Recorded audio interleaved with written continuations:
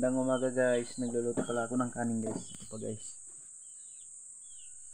Ayan po, para may kakainin tatay ng mamaya. Dito yung asawa ko naghugas ng pinggan guys. Ayan.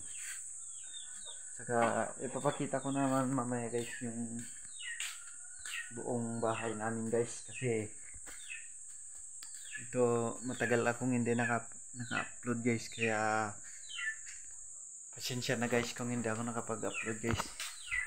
Minsan lang kasi ako makapaload sa isang buwan guys.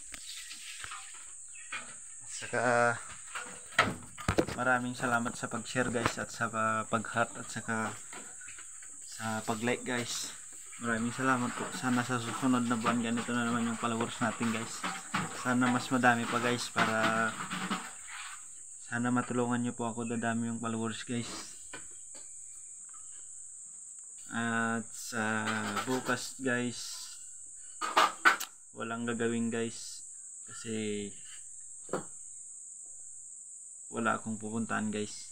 Ngayon guys nagluluto pala ako ng kanin namin guys para kumain guys. Nakahugas na pala yung asawa ko guys. Ayun guys. Kung napapansin nyo guys, pasensya na guys kasi hindi ako araw-araw nag-upload ng video ko guys. At saka hindi lingguan guys kasi wala tayong, minsan lang sa isang buwan guys mag-load guys kasi wala, mahirap dito guys. Yung pinagpapaload ko lang guys binibigay lang sa akin yun guys. At saka wala tayong pera guys kaya hindi tayo makag-upload guys. Sana inuulit ko guys, sana paki-share yung video at paki-like na lang guys. At saka